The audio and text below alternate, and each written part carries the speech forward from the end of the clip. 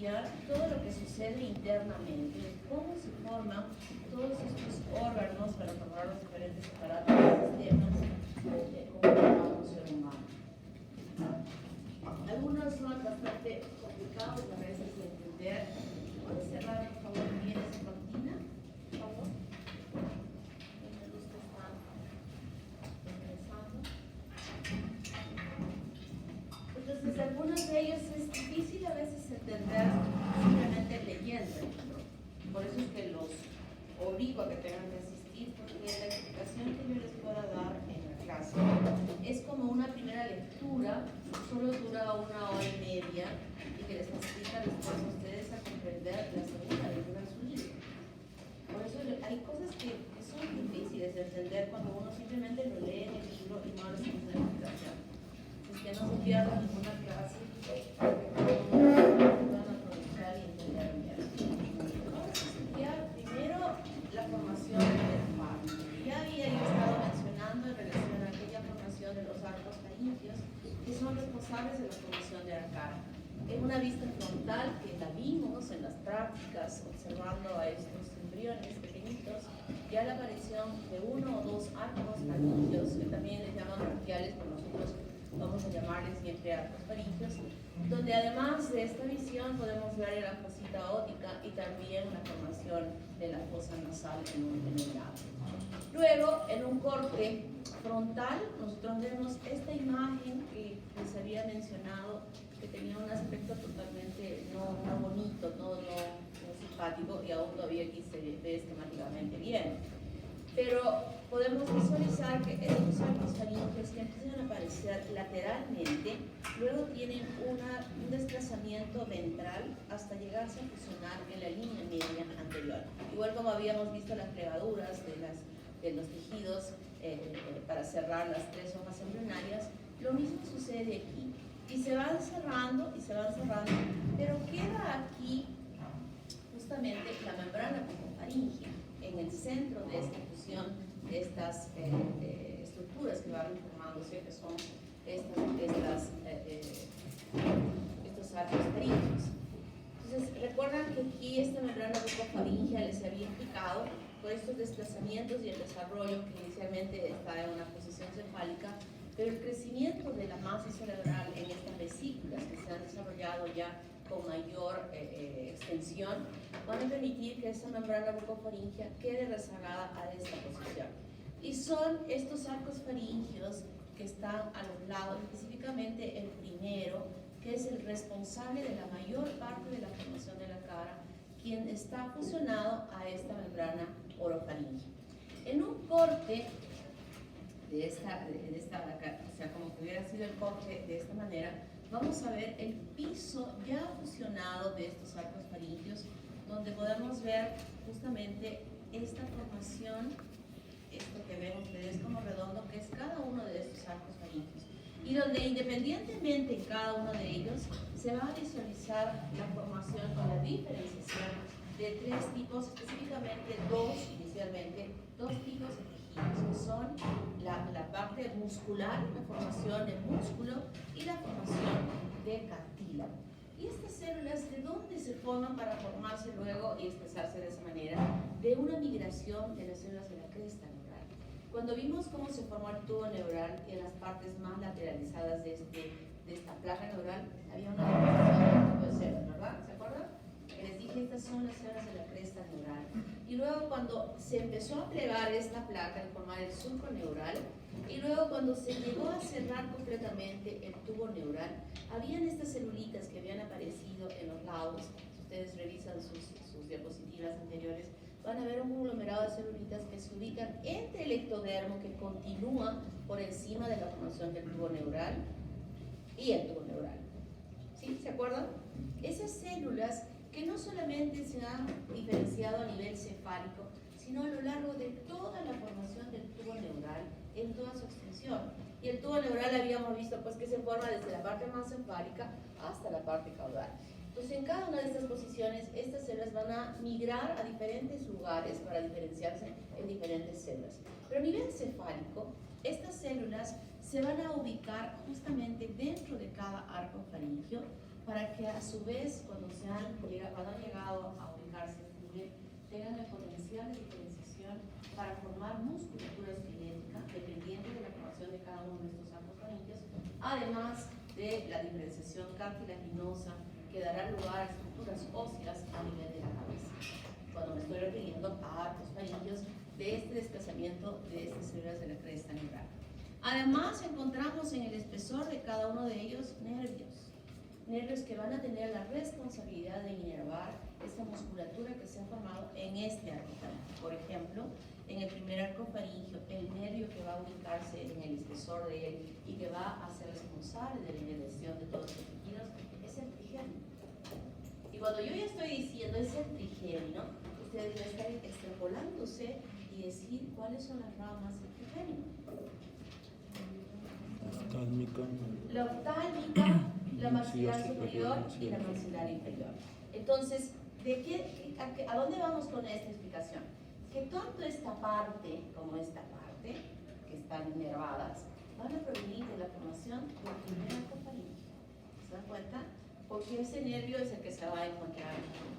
Y el vaso sanguíneo es este. Si nosotros hacemos un corte sagital, podemos visualizar aquello que ya hemos visto a la aorta dorsal y a estos arcos aórticos que se habían formado y que se conectaban con el corazón. ¿Se acuerdan de los arcos aórticos? Y cada uno de estos arcos aórticos, empezando por el primero, será que esté dentro de este primer arco faríngeo. Y de esa manera tenemos que cada uno de estos arcos tiene la formación de un componente muscular, un componente cartilaginoso, proveniente de la diferenciación de estas células de cresta neural que han migrado y se han ubicado en cada uno de ellos, que va a ser inervado por el trigémino y que va a ser irrigado por el primer arco aórtico. Entonces, esas son las características de que cada uno de estos arcos faríngeos quedan dentro de ellos estructuras que se van a diferenciar y que en el futuro, en el desarrollo de este embrión, van a empezar a formar diferentes estructuras que vamos a ir observando y estudiando a continuación. ¿Está claro? ¿Sí? ¿Lo hemos comprendido bien? Entonces, esa cara, ¿cómo se forma? Ya hemos dicho que el primer arco faríngeo es el responsable más importante de la formación. A nivel cefálico, definitivamente se va desarrollando de una forma muy importante la masa cerebral, con una gran mitosis, una mitosis sumamente activa que va a permitir justamente que estas células van formándose por oleadas, incrementando el volumen de esa masa cerebral, que es la que nosotros vamos a tener posteriormente. Pero ese primer arco faríngeo se divide en dos porciones. Este es el segundo arco faríngeo y este es el tercer arco faríngeo. Y el primero se divide en dos porciones. Una porción maxilar superior y una porción maxilar inferior o mandibular, que también así se le llama. Recuerden lo que les he dicho, que esto está inervado por el trigémino y el trigémino inerva todas las estructuras de la cara. Entonces, este primer arco faríngeo se divide en dos, un proceso maxilar y un proceso mandibular o maxilar inferior. En una visión lateral, aquí ya está viéndose la prominencia cardíaca, que ya la habíamos visto también, y en una visión frontal, esto es lo que vamos a ver. Cuando se está desarrollando, cuando se diferencia estas tres hojas embrionarias, y habíamos visto que a partir de la línea primitiva las células migraban por todo lado, separando al ectodermo del endodermo, ¿verdad? Y formando la tercera hoja embrionaria, el mesodermo. Y les dije, solo hay dos lugares donde no se mete el mesodermo, y es la membrana bucofaríngea y la membrana cloacal. Significa entonces que en el resto de todo el cuerpo definitivamente iba a haber ectodermo, mesodermo y endodermo. Y en esta migración de células de formación mesodérmica van a migrar también hacia la parte cefálica. Y en la parte cefálica se van a ubicar entre el tubo neural y el ectodermo. Entonces van a haber células entre el tubo neural y el ectodermo. Y este tubo neural a este nivel empieza a multiplicarse para formar estos enormes hemisferios cerebrales. Y sobre él, definitivamente, hay tejido mesodérmico. Ese tejido mesodérmico que se encuentra por debajo del ectodermo a ese nivel va a ser responsable de formar una tercera estructura importante en la formación de la cara, que es el proceso frontonasal o prominencia frontonasal que se ubica en esta porción. Todo esto debajo es masa cerebral. Encima hay células mesodérmicas y encima ectodermo, que se va a diferenciar luego a formar la epidermis de la piel. Pero aquellas células mesodérmicas que se encuentran por debajo del ectodermo y por encima del tubo neural dilatado, crecido, estas células mesodérmicas forman lo que se llama el proceso frontonasal. Estas células son responsables de una migración en posición caudal, o sea, de lo que están aquí van a empezar a descender y obviamente con este descenso van a empezar a arrastrar también al ectodermo. Entonces tenemos aquí tres elementos importantes, dos derivadas del primer arco faríngeo, que es el proceso maxilar y el proceso mandibular, y aquí tenemos la prominencia frontonasal o el proceso frontonasal. Estos son los tres elementos importantes responsables de la formación de la cara. Y aquí sigue la membrana bucofaríngea. Ustedes ven aquí lo que dice estomodeo. ¿Qué es el estomodeo? El estomodeo es el vestíbulo de la boca. Es como que fuera esta puerta que está aquí, cuando ustedes han entrado, ¿verdad? Aquí, delante de esta puerta, hay un espacio, ¿verdad? Y después está el pasadizo. Este espacio es el vestíbulo de la puerta. Y este vestíbulo tiene un techo, tiene paredes laterales, tiene un piso y tiene la puerta que es, en este caso, la membrana bucofaríngea. O sea, la membrana bucofaríngea no está directamente pegada al borde del ectodermo externamente. O sea, como que esta puerta estuviese allá en el filo de este espacio que está por delante de la puerta. No, hay un espacio que está por delante de la puerta. Si hacemos la similitud, decimos que la puerta sería la membrana bucofaríngea y ese espacio es el estomodeo. Recuerden esto porque cuando explique la parte de cómo se forman las glándulas de hipófisis, justamente es eso. La glándula de hipófisis es una de las partes que se forma, justamente se inicia formándose en el techo del estomodeo.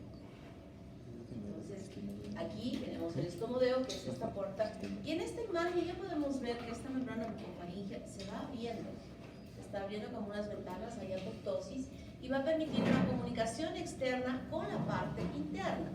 La parte interna ya se ha cerrado como un tubo que se continúa con el tubo digestivo más caudalmente. Y este cierre de los arcos faringeos ha formado también una estructura hueca que ahora está aperturada con la apoptosis de esta membrana bucofaríngea. ¿Está claro? ¿Hasta aquí comprendido? Muy bien. Y en este proceso frontonasal que se está desarrollando, empiezan a formarse un engrosamiento del ectodermo que se llama las plácodas nasales. Este engrosamiento del ectodermo, luego en las siguientes láminas que vamos a ver y en la evolución de esta estructura, esta plácoda empieza a deprimirse más profundamente, formando un hoyuelo. Primero es una placa, luego se deprime y forma una fosita, un hoyuelo, y luego ese hoyuelo va avanzando profundamente internamente hacia atrás. Y de esa manera se van a formar las fosas nasales, el hueco de las fosas nasales que se apertura de esa manera. ¿Se acuerdan cuando habíamos visto cómo se formó el proceso notocorral? Que era de la fosita del nodo primitivo y que luego avanzaba esa fosita hacia la parte encefálica formando un tubo que era el proceso notocorral, ¿verdad? Esa misma acción, eso mismo se observa cuando se forma esta plácoda nasal en la formación del orificio de la nariz.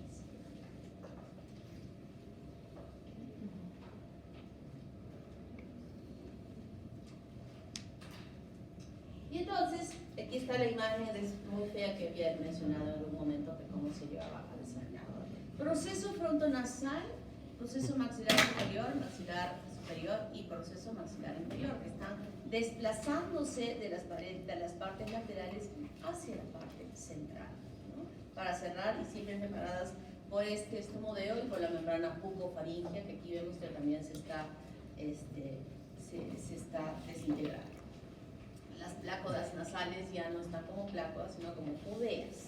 O sea, ya se ha formado la depresión que ustedes están viendo en esta imagen. También podemos visualizar que en las partes laterales ya se están formando los pabellones auriculares. Pero estamos viendo nosotros de un lado. No pabellones auriculares. Esto que está aquí son los esbozos del ojo que están lateralizados. Este proceso frontonasal va a empezar a formar otras estructuras. Una, en su extensión, en su descenso de la parte superior hacia la parte más baja, va a formar tres procesos inicialmente, que es el proceso nasal lateral, el proceso nasal medial central y otra vez por este lado el proceso nasal lateral. Estas extensiones van a darle la vuelta a esta fovea que se ha formado. O sea, le van a dar la vuelta como en la parte externa, como dándole, digamos, la apertura a esa fovea que inicialmente ya se ha ido deprimiendo antes de que suceda esto. Además, en la parte más distal del proceso nasal medial, se empieza a extender también formando lo que son los procesos globulares. Va descendiendo, hace un arquito aquí, nasal lateral, y aquí el medial, y aquí el lateral. Este sigue descendiendo y se va bifurcando en dos, y cada uno de estos son los procesos globulares, que son este y este. Sigue descendiendo, miren ya los ojos que estuvieron lateralizados empiezan a aproximarse, se van aproximando. El proceso nasal medial y los globulares han hecho este arco con el proceso lateral para llegar a fusionarse. Los procesos globulares, cuando van creciendo así como algo líquido, luego se fusionan adelante, como estamos viendo aquí, para llegar a juntarse en esta imagen ambos procesos globulares en este cierre central de la línea media justo del labio, que es el filtrum, que así se llama. A ver, medios perdidos, no sé, observar, ¿no?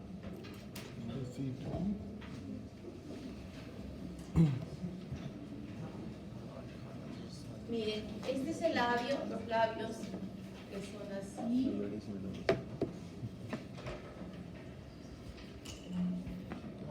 Aquí va a estar la nariz y aquí tenemos nosotros una parte elevada y una parte deprimida, ¿verdad? A ver, mírense, miren a su vecino. Sin reírse, ¿no? Porque si se ríen se estira la piel y ya no se observan las depresiones. ¿Sí? Entonces, cuando yo estoy explicando que los procesos globulares de esta extensión del proceso nasal medial, que van descendiendo y que luego siguen creciendo, se fusionan luego en esta parte media.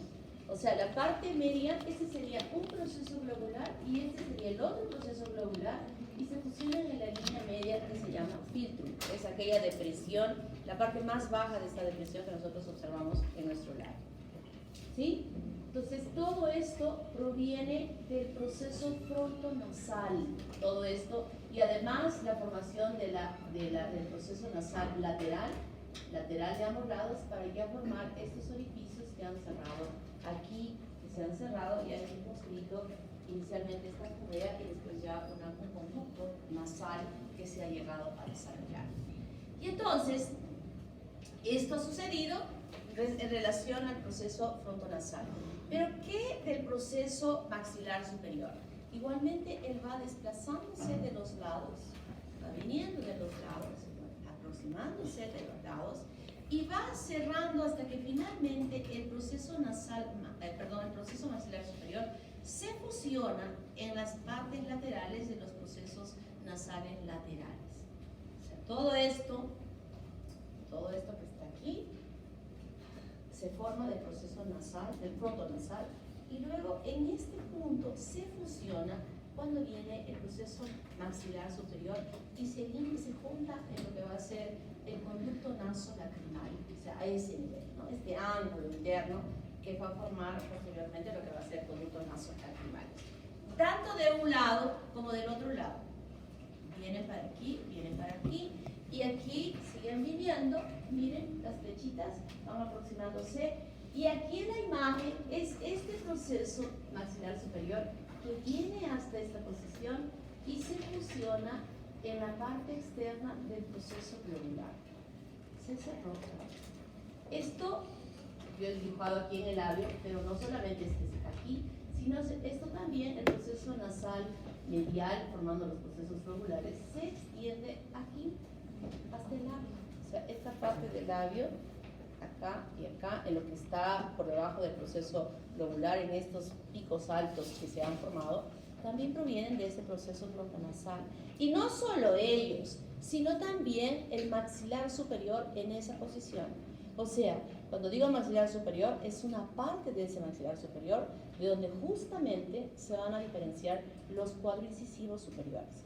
O sea, cuando digo proceso frontonasal, es un descenso de ectodermis, células mesodérmicas, que se van a diferenciar a formar todas esas estructuras que van a formar la nariz, que van a formar esta parte superior del labio, que va a formar el labio aquí y que va a formar en el maxilar primario, que así se llama, el inicio, la formación, que en esa posición se van a formar los cuatro incisivos superiores. ¿Está claro? O sea, no es simplemente que la parte superficial, digamos, de la boca, sino que también compromete las estructuras internas que se han formado desde la parte superior. Y el maxilar inferior, el proceso maxilar inferior, miren cómo va desplazándose y finalmente aquí se cierra también en la parte inferior, se cierra. Y la boca, inicialmente el proceso maxilar superior e inferior están separados, pero conjuntamente van creciendo. En las partes laterales, estas que están separadas se van uniendo, se van uniendo, se van uniendo, y la apertura de la boca estará en relación a qué distancia es que, o hasta qué distancia se ha llegado a juntar, qué distancia está separada. Nosotros vemos, por ejemplo, esta formación de la boca aquí, que es una boca súper grande, porque está abierta hasta acá. Y hay gente que se queda con su boca así enorme como Magali, pero hay gente que sigue cerrándose, cerrándose, cerrándose y tiene una boca normal y algunas veces incluso unas bocas súper chiquitas porque la fusión ha sido más extrema y se ha llegado a cerrar. Entonces, de esa manera se forman las estructuras de la cara. Primer arco faríngeo, formando estas dos prominencias o procesos maxilar superior y maxilar inferior, y proceso frontonasal. Este crecimiento va a formar lo que va a ser justamente el proceso nasal medial y a los lados el proceso nasal lateral, que van a cerrarle en toda su circunferencia a la fovea de la nariz, que ya es un orificio un poco más profundo, y que este proceso nasal medial sigue desarrollándose y forman los dos procesos globulares que finalmente se fusionan y forman lo que es el filtrum. El filtrum es esta depresión. Y que no solo es labio, sino es también las estructuras internas que se encuentran dentro de la boca que van a provenir de esta formación del proceso frontonasal. Y este primer arco faríngeo, formándose en dos estructuras totalmente independientes, van a seguir desplazándose hasta fusionarse con el proceso frontonasal, y de esta manera, en este punto, es donde se fusiona el proceso maxilar superior con el proceso frontonasal que se ha desarrollado inicialmente, y luego el proceso maxilar inferior va cerrándose hasta que se llega a juntar. Los ojos que estuvieron lateralizados van a empezar a fusionar, a desplazarse, y van a ser limitados en su desplazamiento en la parte anterior justamente por el crecimiento de este proceso frontonasal, que a veces no sucede, como ya se los había mencionado, cuando el crecimiento de la masa cerebral que influye en el desarrollo de este proceso frontonasal, que influye en él para poder hacer este desplazamiento de tejido para formar esta porción de la cara, si no sucede ese crecimiento, que se llama holoprosencefalia, que es un crecimiento muy lento, entonces cuando los ojos se van desplazando, no existe esto, porque todavía no ha llegado a formarse. Entonces los ojos siguen juntándose y se juntan aquí como uno solo, formando lo que es la ciclopía. Y como tardíamente se forma este proceso frontonasal, va a formar sobre el ojo como una trompita aquí que se llama proboscis. Se lo voy a poner en el laboratorio porque tenemos ahí un feto que tiene o dos, creo que tiene ese espejo. Y cuando yo estoy diciendo que este se viene y se desplaza, que aquí se junta, que aquí se junta, aquí se junta, obviamente pudiese ser que en esta formación normal de la cara no hayan estos desplazamientos y no existan las fusiones. Y se van a traducir en malformaciones. Malformaciones, por ejemplo, del labio leporino o labio hendido, que también se llama, o paladar, que ahorita vamos a ver cómo se llega a formar el paladar, porque todo esto puede normalmente desarrollarse y traducirse cuando el niño nace nace si es que llegan a ser con vida en una serie de malformaciones. ¿Está claro? ¿Y cómo se forma el maxilar y el paladar? Aquello que les había mencionado, que esta formación no solamente correspondía a la parte de los labios, sino además a las estructuras que estaban del labio mismo, y las estructuras que estuvieron por atrás, las vemos aquí observando el paladar en una posición de esta manera. Y es la formación de la fusión de los procesos globulares que van a formar a los premaxilares superiores o primarios, el maxilar primario que también se llama de esta manera. Y justamente la formación de este maxilar superior primario es donde se van a desarrollar estos 4 incisivos, como yo había mencionado. El primer arco faríngeo formando este maxilar superior es responsable de la formación aquí del maxilar. Este es el maxilar superior, que se ha llegado a formar por un tipo de osificación, que ahorita me van ustedes a decir cuáles son los tipos de osificación, que nos van a mencionar. Y desde esta formación del maxilar empiezan a formarse como unas repisas que van viniendo de un lado y del otro lado, hasta que finalmente se van a fusionar las repisas para formar lo que es el paladar. Y en la parte anterior, las repisas que están formándose se van a fusionar a este paladar primario que se había formado por la fusión de los procesos lobulares. Y en esta misma formación del proceso nasal medial, no solamente la estructura que está formándose externamente, sino que esta formación de la placa y la fovea, que les dije que hacían 2 conductos, van a formar una división, un tabique de división en estos 2 orificios que van a ser justamente el tabique nasal. Y ese tabique nasal, que es este que está aquí, va a fusionarse también con estos procesos palatinos que están creciendo del maxilar superior. Miren cómo van juntándose. Finalmente se juntan y tienen esta forma, y aquí hay un orificio justo en la parte central donde se unen los procesos palatinos con el paladar primario o premaxilar, que se llama el orificio incisivo. Y de esta manera se ha formado y se ha separado 2 espacios, una cavidad oral y una cavidad nasal dividida por el tabique nasal como resultado de la formación de esa fovea nasal que inicialmente habíamos observado que se había desarrollado. Y en la parte más posterior se siguen uniendo ya como un paladar blando para formar lo que va a ser la úvula. Entonces, en esa formación de la cara, más la formación de este paladar, definitivamente, y que mantienen estructuras comunes en la formación, justamente por la formación de los procesos globulares, las malformaciones muchas veces son conjuntas. Es decir, no solamente vamos a observar labios separados, sino que van a estar comprometidos con separación de aperturas de la formación de este paladar en forma, digamos, simultánea para ambos. El niño abre la boca y vemos una sola cavidad que no tiene piso la nariz y que tampoco tiene un techo correcto, esa cavidad oral, y vamos a ver de esa manera. Y este maxilar inferior, que tiene un tipo de osificación especial, ustedes van a jugar en este momento. ¿Cuál es el tipo de osificación que tiene el maxilar inferior? ¿Cuáles son los tipos de osificación? A ver. Tipos de osificación.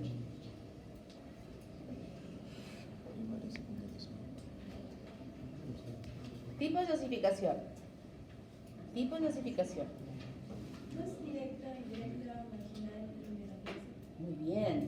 Ahora dime, ¿en qué consiste la directa? Es lo que se con besito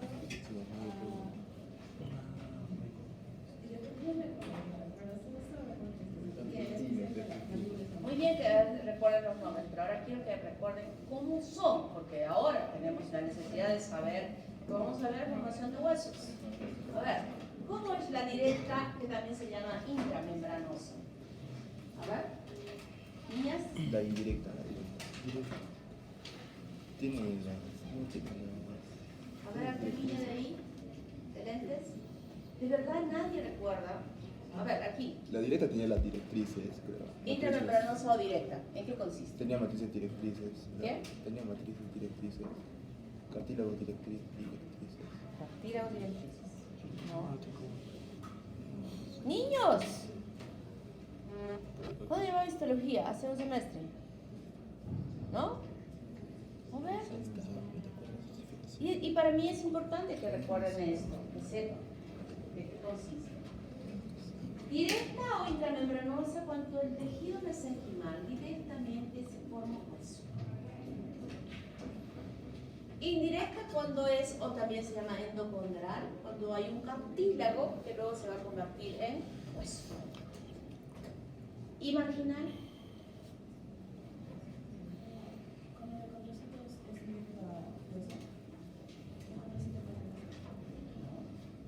Segura que tanto la doctora Cali como la doctora Ada les han explicado esto y les han dicho, miren esto, recuerden esto, que el único hueso que forma o que se forma por osificación marginal es el maxilar inferior, el único en todo el cuerpo, no existe otro hueso que se calcifica o forma hueso de esa manera. Y esta calcificación consiste en una osificación intramembranosa, una osificación intramembranosa alrededor de un molde cartilaginoso que no interviene en la osificación y que desaparece el cartílago cuando ya alrededor de él se ha formado esta osificación intramembranosa o directa. Es el único hueso. Es el único hueso. Y metaplásica es cuando hay un cambio directo de un tejido a otro, eso se llama metaplasia, a ser un tejido óseo. Entonces, nosotros vamos a ver a lo largo de todo el cuerpo el tipo de osificación que se forman estos huesos. Entonces, como han visto en el examen, me he preguntado muchas preguntas de biología celular y genética, ¿verdad? Y se los dije, no los he sorprendido, yo se los dije. Yo voy a evaluar lo que se supone es importante yo me he preguntado cosas que no están ligadas a lo que estamos estudiando. Eran importantes que supiesen. Y ahora vamos a ver muchas cosas. Vamos a ver tipos de cómo se forma la estructura, la musculatura, cómo son los nervios, cómo es las osificaciones. O sea, eso vamos a ir viendo. Si no, no es una cosa, esto se formó así, no. Tenemos que recuperar el conocimiento que tienen de lo que ya han estudiado en estos cursos. No pueden olvidarse, chicos, no pueden olvidarse, porque estas son preguntas del ENAM. Estas son las preguntas que les preguntan en ese examen del ENAM. Entonces tienen que ahora dar una repasada con una madurez y convencidos de que lo que habían estudiado realmente era importante. Creo que esto les hace ver, lo que estoy preguntando y lo que ustedes responden, les hace ver que lo que han estudiado un cuento, no era una cosa que ya pasó. No, en medicina nada pasa.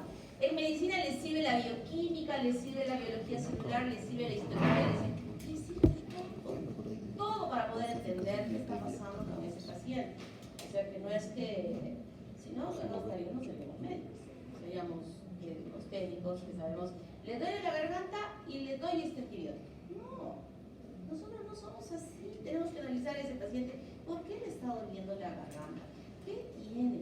Eso es lo que tenemos que hacer. Si no, simplemente somos unos técnicos, como es en la farmacia, que no es ni siquiera es farmacólogo, sino es un técnico, donde va la gente y le dice, me duele acá, tome esto.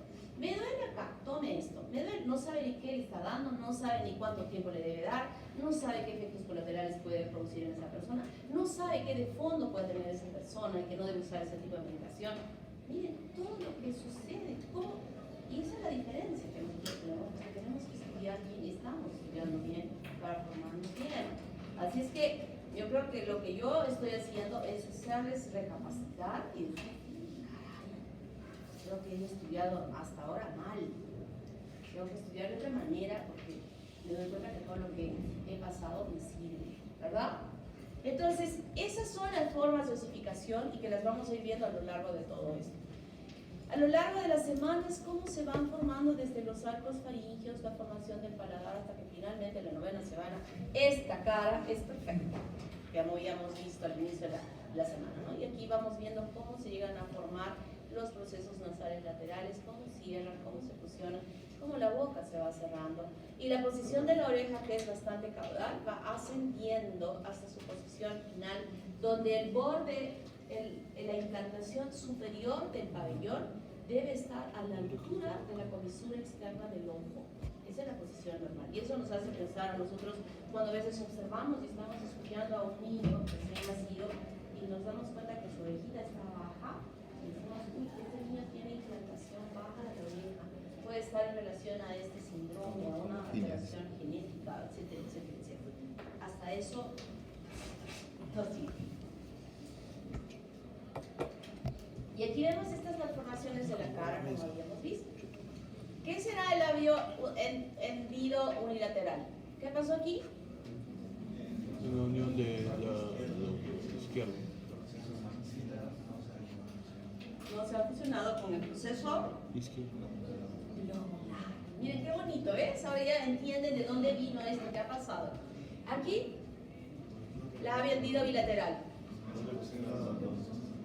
Los dos procesos maxilares no se han fusionado con el proceso lobular. Aquí, No se termina de funcionar. ¿qué ha pasado ahí? No se Una termina. orificio acá al medio. No se han fusionado los procesos lobulares en su parte media formando el fin. Aquí, en el labio inferior. No se fusionaron los procesos maxilares inferiores. Y aquí, hendidura facial oblicua. Lo cortaron de lejos.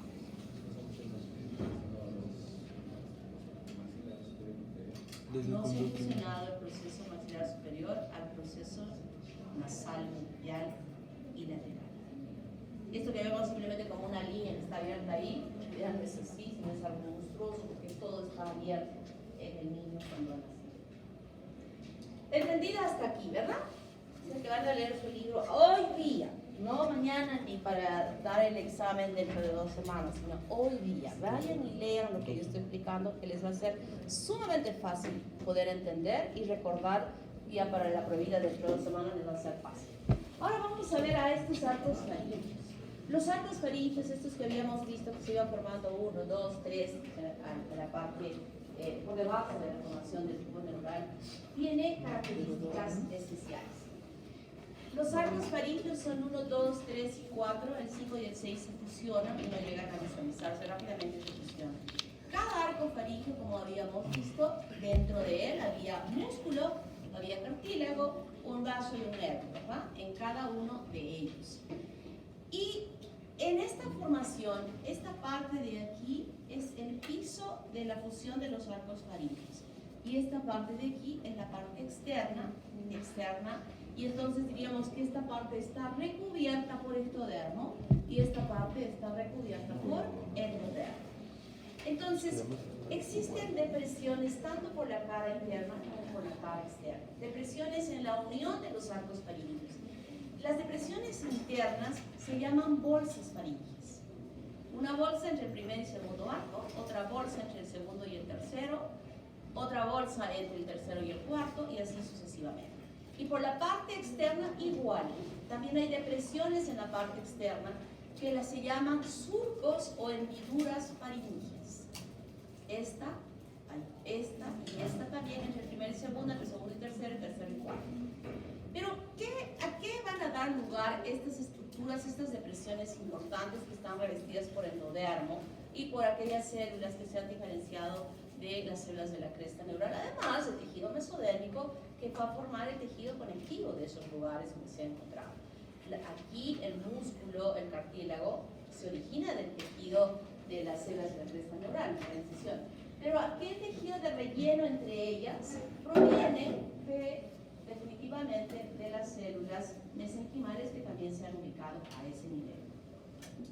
Entonces, la primera hendidura o surco que se ha formado entre el primer arco faringio y el segundo arco faringio va a formar en el futuro lo que va a ser el conducto auditivo externo. El conducto auditivo externo. El segundo, el tercero y el cuarto desaparecen porque el segundo arco faringio, que se encuentra superficialmente hacia el exterior, va a cubrir completamente estos surcos, cerrando este espacio y fusionándose a la parte más caudal, dejando totalmente perfecto. Nosotros nos vemos la oreja, aquí está el conducto auditivo externo, significa que más o menos por acá estuvo el segundo, por acá estuvo el tercero, por acá estuvo el cuarto, pero no hay nada, es una piel lisa, ¿verdad? Y esa piel lisa es el resultado de que esto ha crecido de esta manera y ha cubierto completamente estos espacios. Algunas veces en este proceso pudiese ser que no ha habido una fusión perfecta y quedan espacios a este nivel que son quistes. Y algunos de esos quistes incluso tienen comunicaciones hacia el exterior que son fístulas, como vamos a ver más adelante. Por la parte interna, esta primera bolsa faríngea forma lo que es la trompa de Eustaquio o la trompa faringotimpánica, y en la parte más profunda va a formar la cavidad del oído medio, la cavidad timpánica primaria, inicial, que se llega a desarrollar. Y en esta aproximación del conducto auditivo externo y la formación de esta cavidad, el ectodermo y el endodermo del otro lado se van a encontrar. Pero yo les expliqué y les dije, ¿qué tejidos son los que no son separados por mesodermo? No, el conducto. La membrana bucofaríngea y la membrana cloacal, ¿verdad? Esas no. Entonces, en esta unión que va a formar esta que se llama la primera membrana faríngea, esta unión de estas es la que va a formar la membrana timpánica. A pesar de que es una membrana finita y ustedes la van a ver toda translúcida cuando hagan otorrino, la van a ver detrás con el aparatito, incluso los bolsillos del oído medio. Sin embargo, no están así separadas solo endodermo y ectodermo, sino que en el medio también hay células mesodermas, porque sabemos que solo hay dos tipos de lugares donde no ha habido la presencia de mesodermo. Entonces, la primera membrana faríngea forma la membrana timpánica inicial en su desarrollo. Segunda bolsa faríngea, formación de las amígdalas palatinas. Tercera bolsa faríngea, tiene dos porciones. Su libro puede decir anterior y posterior, yo voy a decir, anterior y posterior, yo voy a decir hacia arriba y hacia abajo. La parte superior y la parte inferior. ¿Ya? Así en el examen voy a tomar de esa manera para que no se confundan. Porque si no, es que decía anterior, decía posterior. No, yo estoy diciendo que vamos a tomar superior e inferior. Entonces, esta tercera bolsa faríngea se divide en dos porciones, una superior y una inferior. La superior va a dar lugar a la formación de la glándula paratiroides inferior. Y la inferior va a formar lo que es el timo. Cuarta bolsa faríngea, porción superior e inferior. La superior va a formar la glándula carotidas superior y la de abajo, el cuerpo último branquial. Y entonces, ¿por qué es que este es superior o inferior?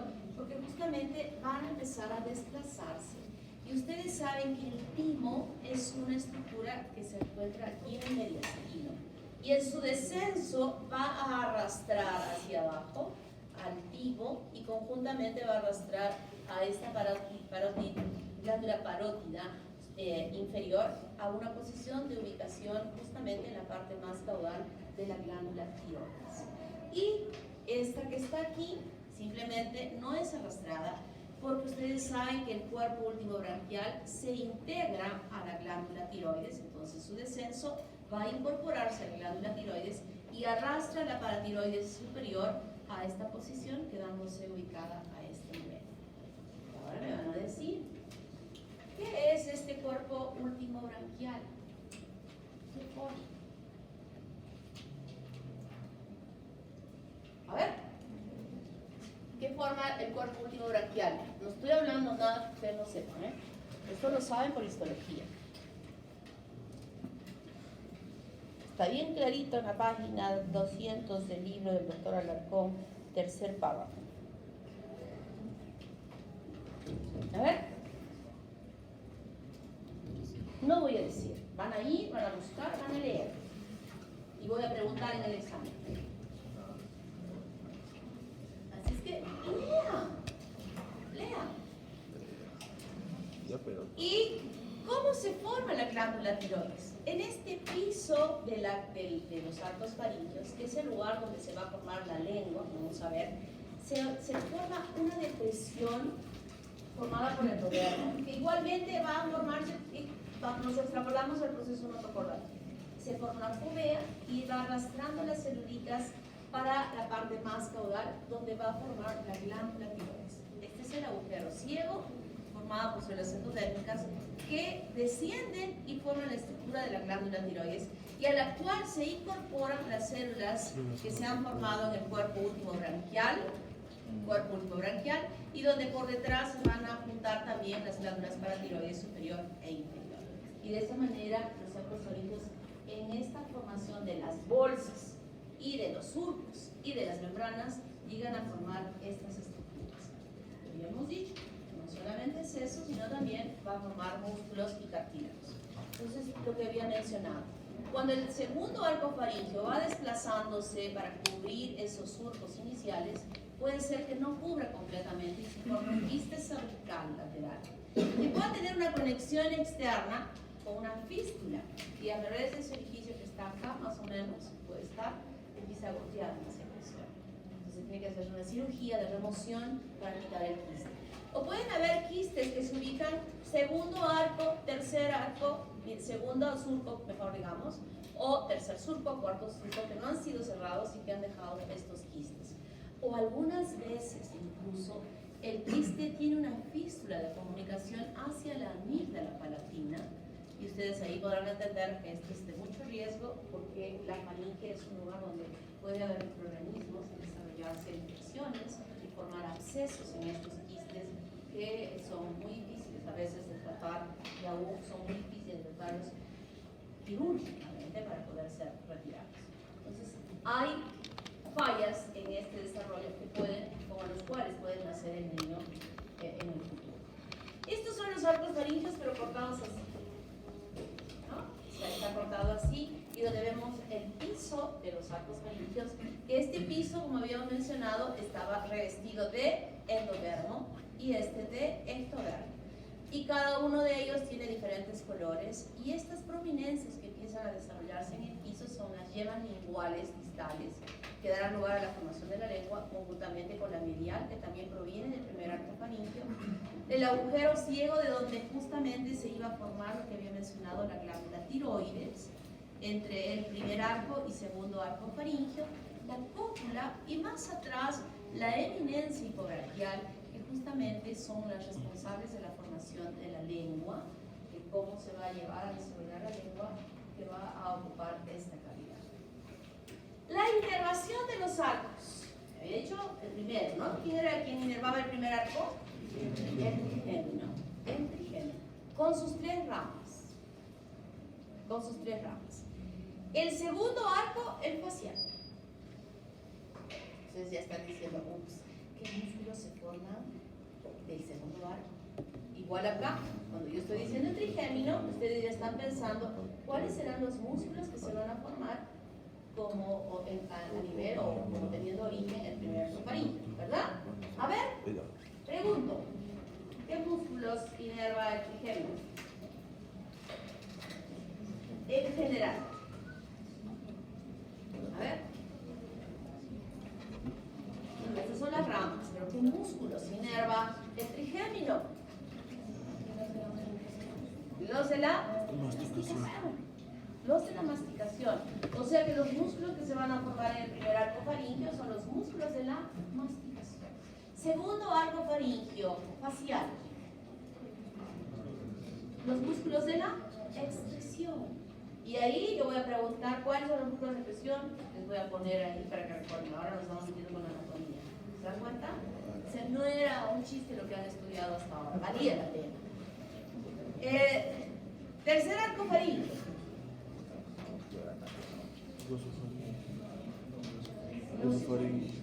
Tercer arco, los faríngeo. Ya están ustedes diciendo, ¿qué inervaba? Bueno, cabeza es una de las partes más difíciles de la anatomía, en realidad, ¿no? Y décimo el vago, que inerva ya las demás estructuras que se forman más caudalmente.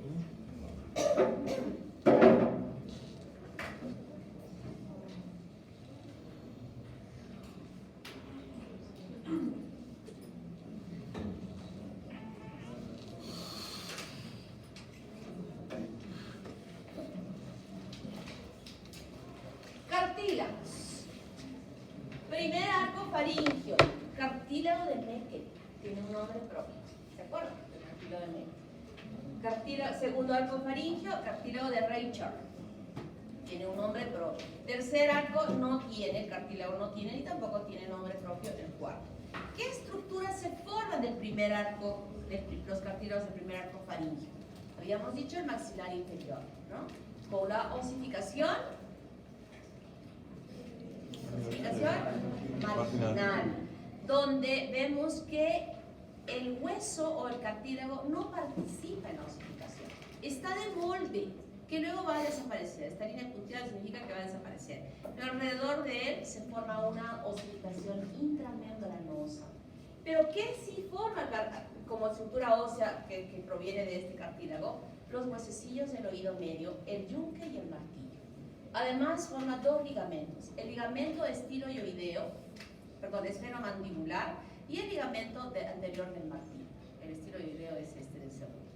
Entonces todo esto se forma a partir del cartílago de Meckel, que corresponde al primer arco faríngeo. Segundo arco forma el cuerpo, la parte superior del cuerpo del hioides y el asta menor del hioides. Atrás la apófisis estiloides y el estribo. Y además forma el ligamento estiloideo. Segundo cartílago del segundo arco faríngeo. Tercer cartílago del tercer arco, la parte baja del hioides y las astas mayores del hioides.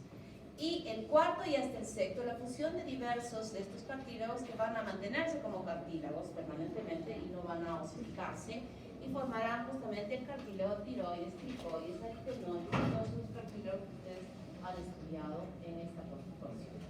Musculatura. Ya por lo que hemos dicho de los nervios, ya más o menos ustedes ya están bien. Músculos del primer arco, los de la masticación. Minoioideo, macetero, temporal, de la masticación. Segundo arco, todos los músculos de la expresión, adicionándole el occipital y el vientre anterior y posterior del epigástrico y también el platismo. Tercer arco, solo hay un músculo que es el estilofaringio, que se forma a partir de la musculatura del tercer arco. Y el cuarto, los músculos, el cuarto son generalmente los músculos faringios, estos que ayudan a deglutir cuando uno tiene un alimento. O sea, cada arco, ¿y de dónde vienen estos músculos? ¿De dónde? ¿Quién originó la formación de los músculos? ¿Quién? No, mesodermo no. Las células de la cresta del igual que esos cartílagos. Igual que esos cartílagos. Entonces aquí tenemos un resumen de los derivados de los arcos faringios, donde el primer arco, que también se llama mandibular, está inervado por el trigémino. Los músculos de la masticación, aquí tienen los músculos de la masticación.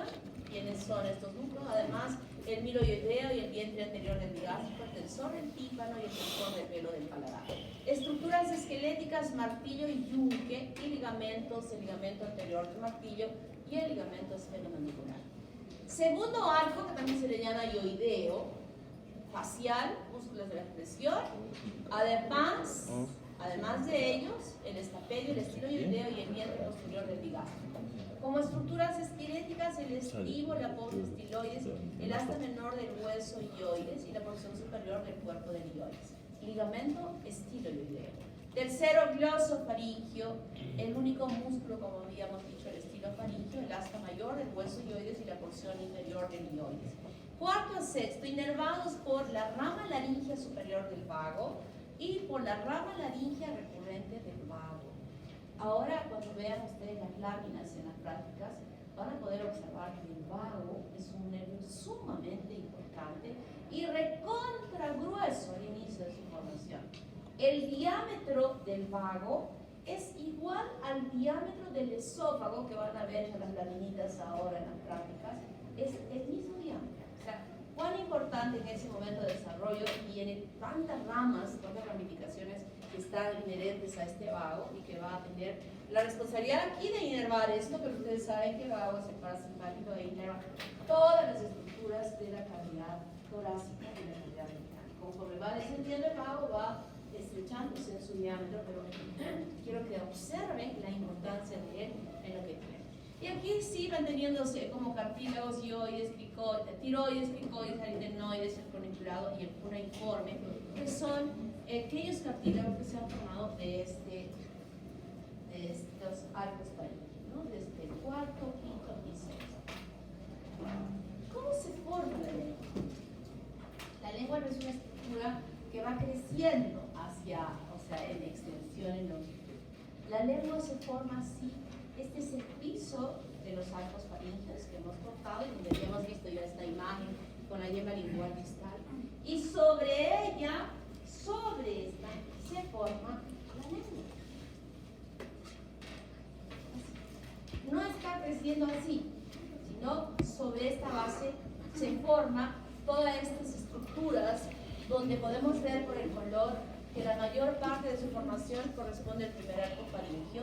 El segundo llega a desaparecer porque el tercero va creciendo, separando, miren lo amarillito que está aquí, es el segundo arco faringio y no tiene ya ninguna función.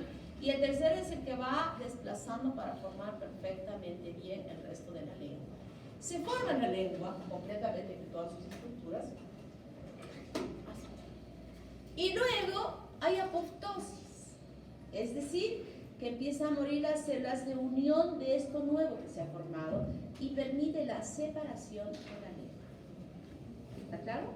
Pero a veces esta separación no es completa y hay algunas uniones, generalmente en esta parte, aquí, que no permiten mover la lengua correctamente, fundamentalmente para hablar e incluso para succionar cuando el bebé es pequeñito, y eso no va a permitir que esa persona tenga una buena fonación.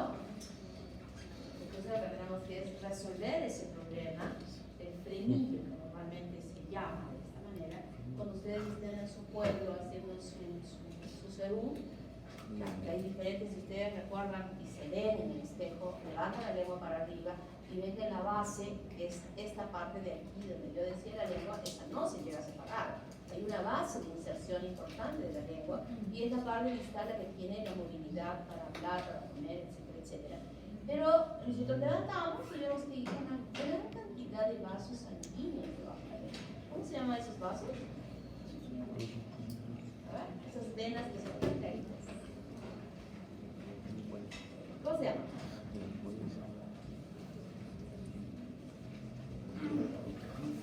¿Ah?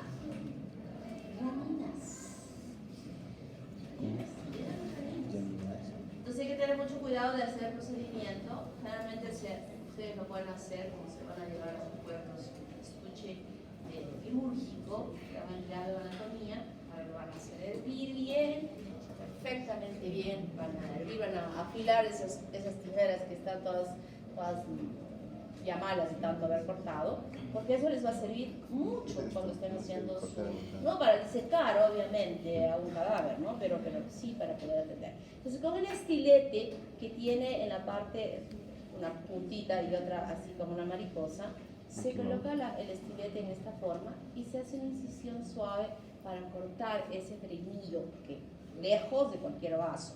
Porque a veces no se hace con bisturí, porque el bisturí puede irse y se vuelan todas esas venas y arterias, imagínense, un derrame terrible más siempre y cuando solo se observe que está formado por un tejido blanco, que es tejido mesodérmico o tejido conectivo.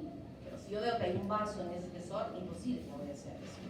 Mejor llevamos al pueblo más cercano, donde seguramente hay un hospital para que se haga el procedimiento y ese niño pueda hablar bien y que no su fonación sea buena. ¿Qué me decías, por favor? Eso era la canela de pies. Ya, bueno, yo le llamo.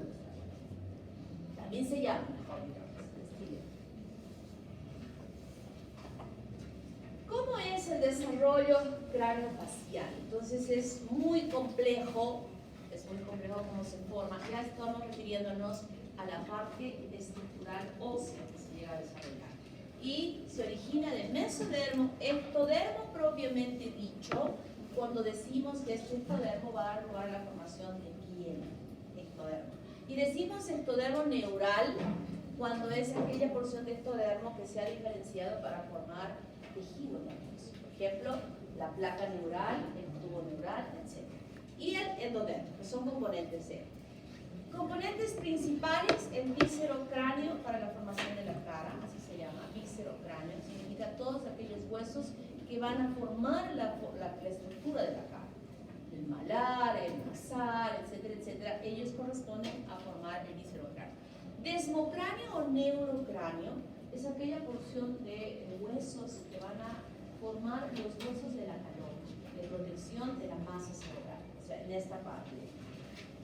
Y condrocráneo es la base de la cabeza, es decir, los huesos que se encuentran. Este es el desmocráneo y esta parte de aquí, el condrocráneo.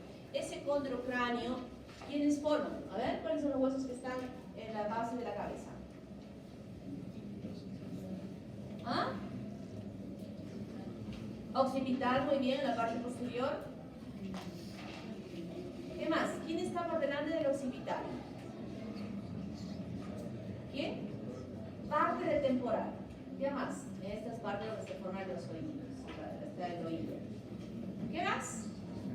Esfenoides, muy bien. ¿Y alguien más? ¿Quién? Etmoides. Etmoides, esfenoides, occipital y a los lados una parte del temporal, porque luego está la escama del temporal que forma también parte del neurocráneo. Entonces, nosotros tenemos el neurocráneo calor. Yo había dicho hace un momento cuando explicábamos el proceso frontonasal que por encima de la masa cerebral, y por debajo del ectodermo existen células mesodérmicas, ¿verdad? Que iban a formar, a diferenciar este proceso frontonasal.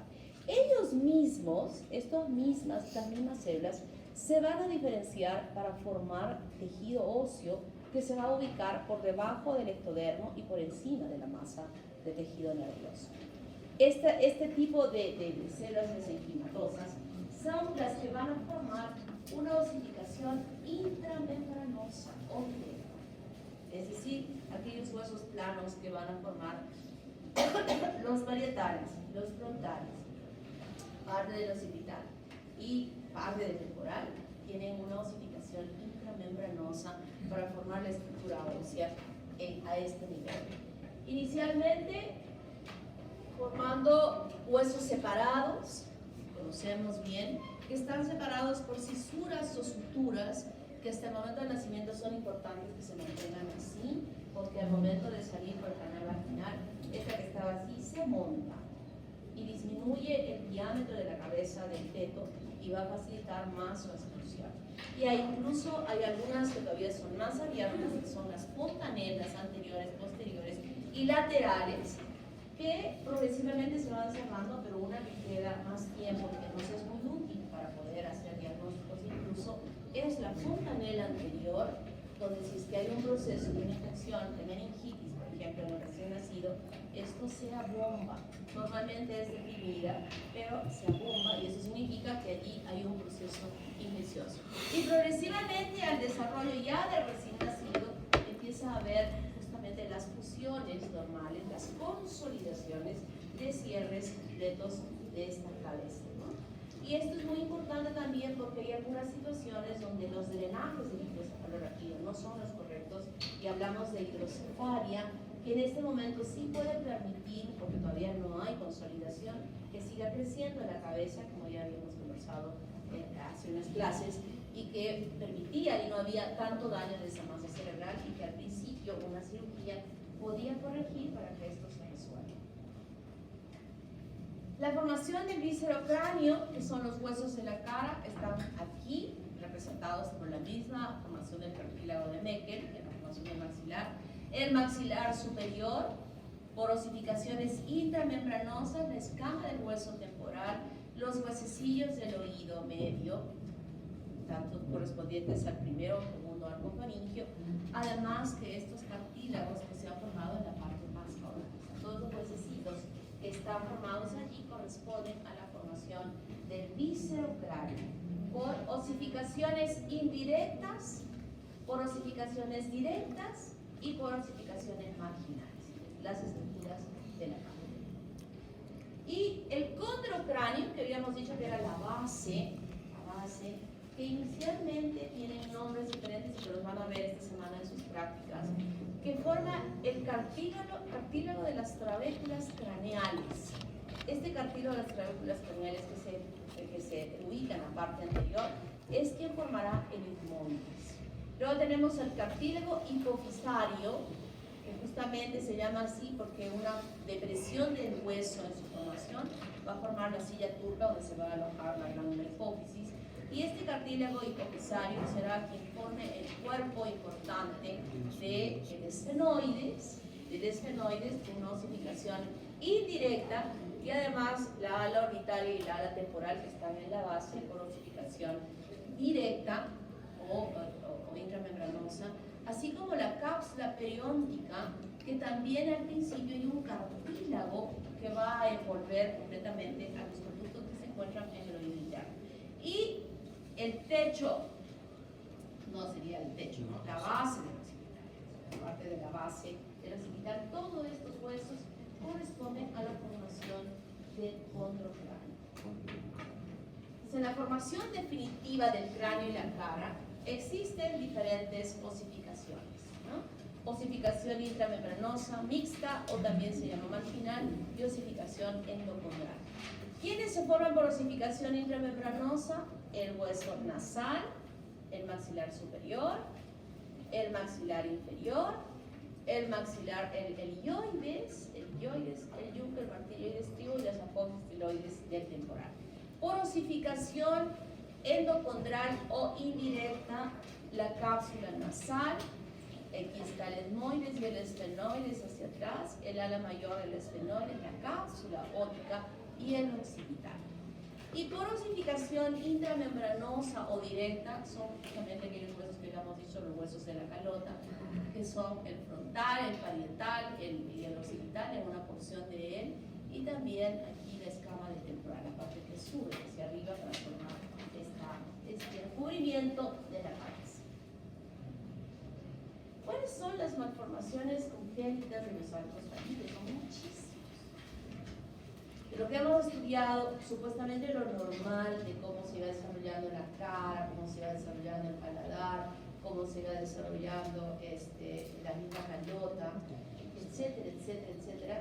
Definitivamente cualquier alteración en este desarrollo normal va a traducirse como malformaciones. Y tenemos anomalías de la cara y del cuello.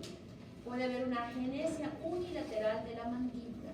¿Qué es agenesia? Agenesia es ausencia, que no existe. Entonces, cuando hacemos unilateral, solo ha habido la mitad de este que ha crecido y aquí nada. O sea, no ha llegado a desarrollarse el maxilar inferior. Puede ser micrognatia, cuando este hueso del maxilar inferior no ha crecido normalmente, sino ha crecido chiquito, cortito. Entonces eso va a condicionar a que la lengua también se aparezca grande, porque podría ser que la lengua haya crecido normal. Y la mandíbula, habrán visto ustedes, mucha gente que tiene así pegadito acá en la calle, suele haber gente. No es algo que esté en contra de la supervivencia de las personas, simplemente que sí puede tener. Síndrome del primer arco son dos los más importantes: el de Treacher-Collins y el de Pierre-Robin. Preguntas de examen, por si acaso. ¿Cuáles son aquellos componentes que tienen estos síndromes? El síndrome de Pierre-Robin tiene micrognatia, paladar hendido, que sabemos que es paladar hendido cuando no se ha llegado a funcionar estas repisas en la formación del paladar, anomalías oculares y auditivas. El oído del pabellón no se ha llegado a desarrollar bien, tiene implantación baja, el ojito está así caído, no se ha llegado a desarrollar adecuadamente. Treacher-Collins, hipoplasia de los malares, o sea, esto no está así, sino es como hundido, micrognate también, defecto de los párpados inferiores y tiene un origen genético. Quistes y fístulas branquiales, que ya hemos visto cómo es que se van a formar. Paladar hendido uni o bilateral, también lo hemos visto, y ustedes van a explicar qué es lo que ha pasado. De la nariz, falta la nariz o narina única, es decir, que solo haya un orificio y no se haya formado el tabique nasal y solo esté mostrando un espacio. Prosbosis, la trompita que se forma en la holoprosencefalia y que va acompañada de ciclopía. De la boca, micro o macrostomía, boca chiquita o la boca de Magali, que es grande. De la lengua, aglosia. No se llegó a desarrollar la lengua, como habíamos visto que se llega a formar. macro o microglosia, lenguas chiquitas o lenguas enormes y grandes. Lengua bífida, cuando no se han fusionado esta formación de primer ecofaringio de las prominencias linguales distales, no se han llevado a fusionar, entonces la persona nace con la lengua bífida. Anquiloglosia, es lo que yo decía, lo del frenillo. El nombre correcto es anquiloglosia y frenillo lo vulgar que se conoce cuando la lengua está limitada en su movilidad por esta falta de apoptosis en la parte baja de la lengua y que está fijando áreas más extensas de la lengua al piso de la boca. Eso se llama anquiloglosia. Y tenemos labio leporino, paladar hendido. Miren el paladar totalmente, aquí solo hay una sola cavidad.